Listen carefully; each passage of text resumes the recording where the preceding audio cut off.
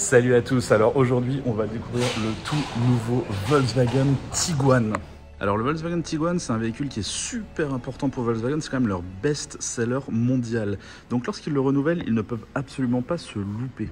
Alors on va essayer déjà d'en décrypter le design. Alors c'est du Volkswagen, donc ça reste relativement calme, toujours assez consensuel, mais il y a plein de lignes super intéressantes sur ce véhicule qu'on va découvrir tout de suite.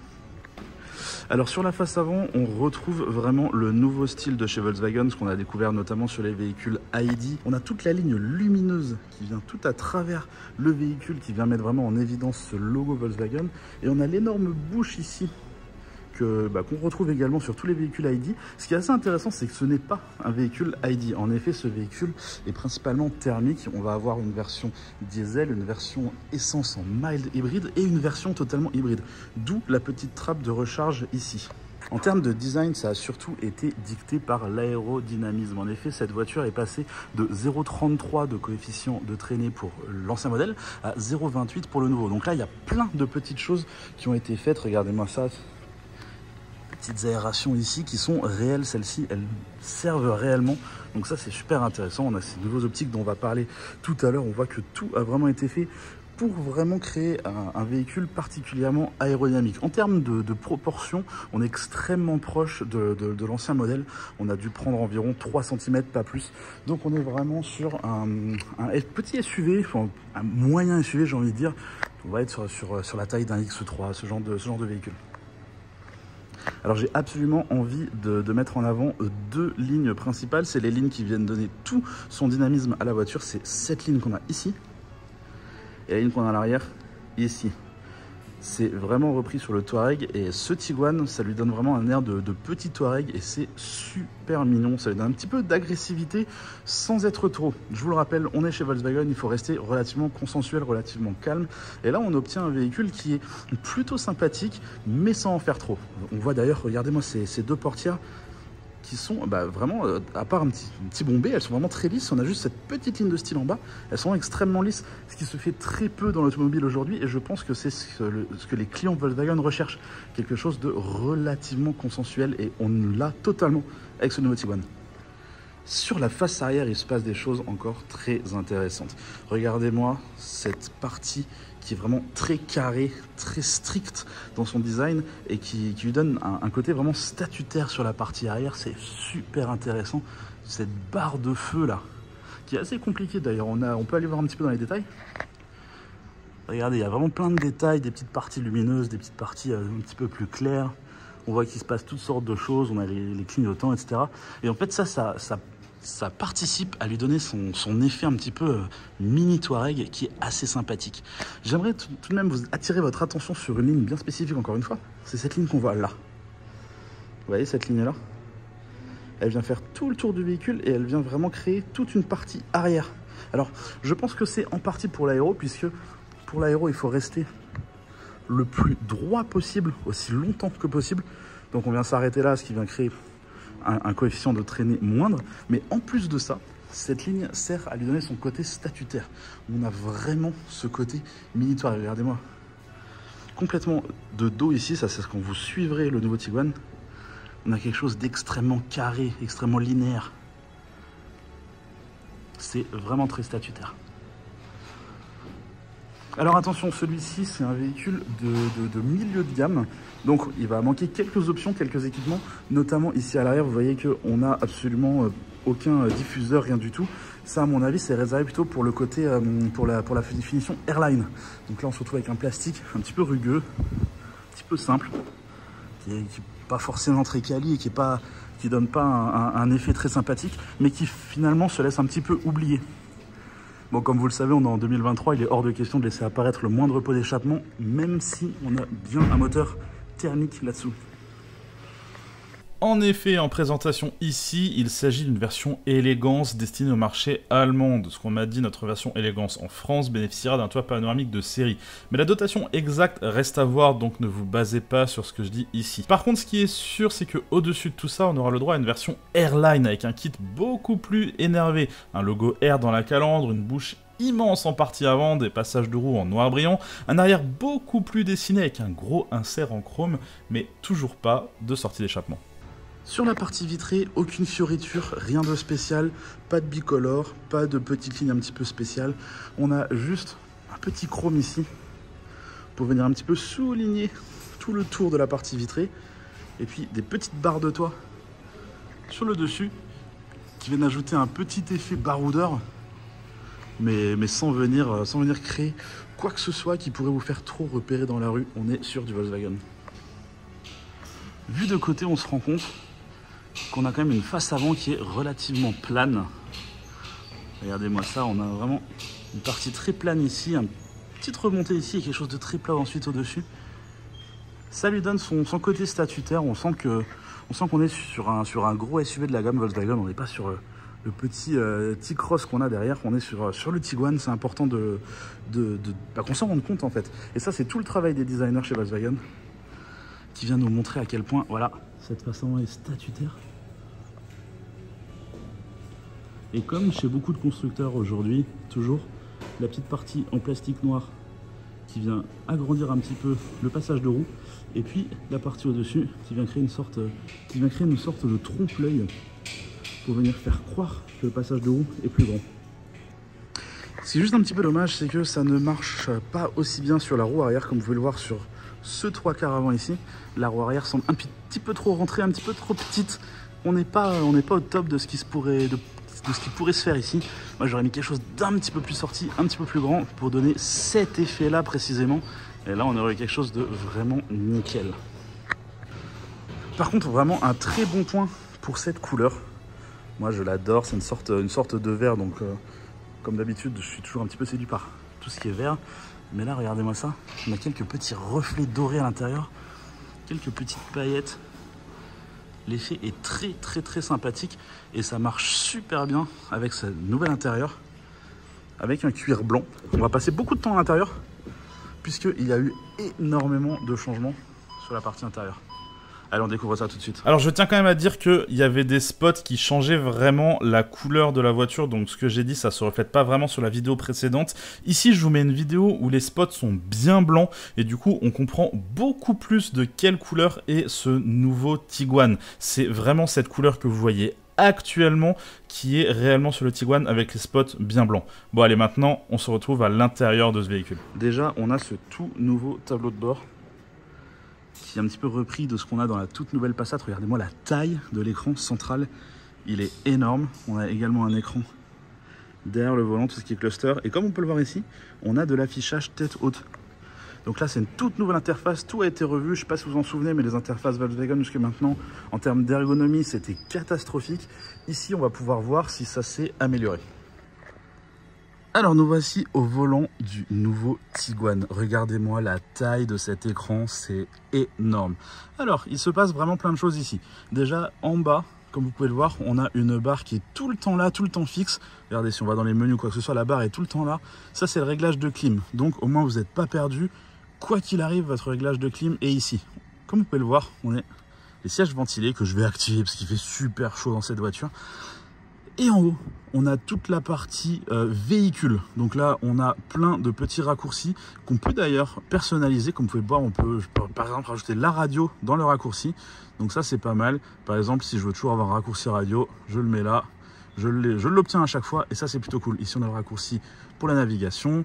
Ici, on a le raccourci pour tout ce qui est astuces, etc. Si vous avez besoin d'en apprendre un peu plus sur votre interface. Ici, il y a le T-Cross, il est en train de faire des dingueries. Je suis désolé, j'ai été très surpris par, par ce T-Cross qui fait des ronds.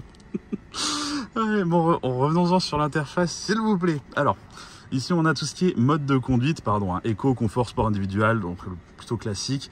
Tout ce qui est assistance à la conduite, cette voiture est blindée d'assistance. On est chez Volkswagen, donc ça, c'est pas surprenant qu'on ait beaucoup d'assistance. Puis un menu pour tout ce qui est voiture, un petit peu plus classique finalement. Donc là on a le menu principal. J'aimerais quand même attirer votre attention sur la réactivité de l'écran. Je veux dire, c'est assez rare encore aujourd'hui dans l'automobile d'avoir des écrans aussi réactifs. Ça fait vraiment super plaisir d'avoir ce genre de choses. Je trouve que c'est primordial. Alors comme avant, on a toujours un petit écran principal ici. D'ailleurs je me demande si... Ah non, ça marche plus. Ah, c'est dommage. Avant, on pouvait faire juste un geste comme ça. Enfin, dans la ID Buzz, on pouvait le faire. Du coup, non. Là, on doit absolument toucher l'écran pour changer. Par contre, tout ça, c'est personnalisable. On peut changer, on peut mettre un petit peu ce qu'on veut sur les tiles, etc. Donc ça, c'est pas mal du tout. On a les données de la voiture, le téléphone, enfin bref, quelque chose d'assez assez classique, mais qui marche vraiment bien, qui est bien pensé. Ensuite, on a réglage de clim ici et là en tactile. Donc là, on peut régler la température, comme vous pouvez le voir. Alors, moi je suis pas fan, j'aurais préféré une molette, mais au moins maintenant c'est rétro-éclairé. Je sais pas si vous en souvenez, mais avant sur les ID3, ID4, toutes ces parties-là ne sont pas rétro-éclairées. Dès qu'il fait nuit, eh ben, on voit plus rien. Là, on peut régler le son également en tactile, mais attention, on peut également le régler désormais à partir de cette molette. Cette molette, on va pas mal en parler parce qu'elle est pas mal du tout. Elle est assez intelligente. Déjà, une molette pour le volume. Moi, je trouve que ça, c'est génial. On peut maintenant régler le volume directement à partir de là. Et ça, c'est un petit écran tactile. Donc, on va pouvoir faire différentes choses dessus. Là, par exemple, je peux régler le mode de conduite, éco, confort, sport, individuel. C'est ce qu'on voyait sur l'écran tout à l'heure. Évidemment, quand je tourne, ça se répercute sur l'écran. C'est normal. On s'y attendait un petit peu. Mais comme c'est un petit écran tactile, je vais pouvoir faire, hop, je slide et là par exemple je peux changer l'atmosphère de ma voiture, de mon écran, tout ce qui va être rétro-éclairage, etc. Là on peut le voir, c'est en train de changer un petit peu partout dans la voiture et tout ça, ça se fait à partir de cette molette. Donc cette molette, moi je l'aime beaucoup, je trouve qu'elle est vraiment intelligente, elle tombe sous la main. De plus en plus les constructeurs ont tendance à enlever tout ce qui est bouton, tout ce qui est molette, etc. parce qu'en fait ça leur coûte super cher à créer dans les voitures. C'est des moules, c'est de l'ingénierie, etc. C'est beaucoup moins cher de juste tout faire en tactile. C'est pour ça que chez Volkswagen, tout était en tactile ces dernières années. À force qu'on râle pour leur dire que c'était un petit peu relou que tout soit en tactile, ils sont revenus sur des boutons et ça, c'est super bien. D'ailleurs, sur le volant, on est revenu sur des boutons également. Regardez-moi ça. Et oui, ça y est, on a enfin de nouveau des boutons sur le volant. On n'est plus sur leur espèce de pavé tactile qui était affreux. Moi, ça m'énervait énormément parce que quand c'est en tactile, on est obligé de vraiment regarder ce qu'on est en train de faire. Puisque là, tout est en 3D, je sais que j'ai le doigt sur le bouton OK, je sais que j'ai le doigt ici, je sais que j'ai le doigt là. Là, j'ai pas besoin de regarder pour savoir où j'ai mon doigt. Donc, c'est vraiment super pratique. Évidemment, on a également des boutons de l'autre côté. On a le volume qui se répercute encore une fois ici sur le volant. Là, on peut changer la tracklist. Donc, tout est en bouton et ça, c'est super bien. D'ailleurs, pareil, chez Volkswagen, on avait tendance à faire des économies sur les boutons de...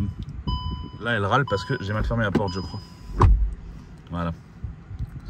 On avait tendance chez Volkswagen à supprimer des boutons pour les vitres, pour le lève-vitre. Je ne sais pas si vous vous en souvenez, mais sur ID3 et ID4, on n'a que 2 boutons. Ici, on a enfin de nouveau les 4 boutons avec un vrai réglage des rétros, etc. C'est ça que je veux voir chez Volkswagen. Là, c'est cool. Là, c'est pas mal. D'ailleurs, j'aimerais m'arrêter, regarder sur les finitions de cette portière. Est-ce qu'on en parle quand même de cet effet un petit peu cuir qui est très sympathique, les petites surpiqûres ici, cette partie-là qui est légèrement rétro-éclairée et qui change de couleur selon le mode de conduite, petite poignée en alu, petite partie haute ici avec les surpiqûres. Non, on est sur quelque chose de plutôt de bonne facture. Regardez même là, au niveau des aérations, on a ces petites parties-là qui sont grisées et qui donnent un effet encore un petit peu plus sympa à cet intérieur. Moi, j'aime beaucoup, j'aime beaucoup. D'ailleurs, j'en ai pas encore parlé, mais j'aime également beaucoup tout ce panneau ici qui intègre forcément l'écran des clusters et qui passe derrière et qui finit là-bas. Je trouve qu'en termes de design, c'est vraiment très sympa. Alors, on reste sur du Volkswagen, hein. Donc oui, on a le petit effet cuir sympathique ici. Par contre, en dessous, bah oui, on est sur du plastique dur. Mais bon, ça, c'est Volkswagen, on s'y attendait, on peut pas non plus tout changer d'un coup. Il y a des petites astuces super intéressantes dans cette voiture, notamment en termes de recharge pour le téléphone. Regardez-moi ça. Hop, ça se lève. Et là, vous avez 2 pads de recharge, 2. Donc, un pour vous, un pour le passager, pour recharger votre téléphone. Et là, vous allez me dire, mais attendez, 2 téléphones qui sont coincés sous cette partie-là, ça va chauffer, mais du futur. Alors non, parce que tout ça, c'est réfrigéré en fait.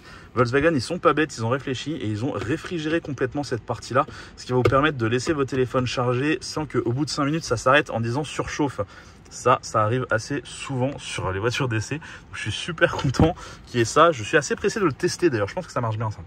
On va continuer à parler de l'intérieur, notamment en parlant de ces sièges avec toute cette partie centrale en blanche là qui se rend super bien. On a notamment la petite partie à l'avant qui s'avance et qui recule ici là. Ça c'est très important pour les personnes de grande taille en fait, qui ont des grandes jambes. Ça c'est vraiment très confortable. Je voulais attirer aussi votre attention sur ces petits ajouts ici.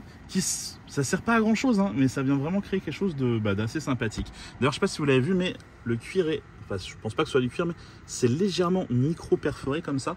C'est parce que ce sont des sièges qui sont ventilés. Alors ils sont également chauffants et ils sont massants. Donc ça c'est super cool pour pouvoir avoir vraiment le confort lorsque vous roulez. D'ailleurs ça c'est assez impressionnant de le retrouver sur une version de milieu de gamme. Je vous rappelle, on est dans une version milieu de gamme. Ce qui vient vraiment nous rappeler qu'on est dans du milieu de gamme, c'est qu'on n'a pas le toit panoramique. Alors évidemment il sera disponible, mais sur ma version, comme vous pouvez le voir, ce n'est pas installé. En tout cas j'aime beaucoup cet intérieur qui vient vraiment donner de la clarté. Ça se fait beaucoup chez Volkswagen maintenant d'avoir vraiment des intérieurs clairs. C'est super cool. On se rappelle notamment du volant blanc qu'on avait sur ID Buzz. Là il est noir, mais toutes les autres parties sont blanches et ça vient créer pas mal de clarté. J'aime beaucoup ce nouveau Tiguan. D'ailleurs, regardez-moi la définition d'écran du cluster qui est plutôt cool. On est sur quelque chose d'assez intéressant. Donc on peut tout gérer à partir de menu évidemment. On peut changer complètement l'affichage. On peut avoir l'audio, la navi. Est-ce qu'on peut mettre la navigation en plein écran? Ah, le guidage n'est pas activé. Mais je crois que normalement on peut... Ah voilà, je peux changer la vue. Enfin tout est paramétrable hein, évidemment. Bon ça... Il faut jouer un petit peu avec pour l'apprendre. Là, on est sur une nouvelle interface, je ne la connais pas encore. Mais ça a l'air assez ergonomique. Je suis assez content de ce qu'ils ont fait, pour être honnête. Je trouve que c'est pas mal du tout. Et puis, forcément, le petit affichage tête haute qu'on voit là, qui donne pas énormément d'informations ici. Mais je sais que chez Volkswagen, normalement, on a des affichages tête haute qui sont pas mal du tout. Mais ça, on le verra lors de l'essai routier, parce que je vais forcément finir par l'essayer et j'en parlerai un petit peu plus en détail à ce moment-là. Écoutez, je vous propose qu'on passe sur les sièges arrière, voir si le confort est également présent à l'arrière.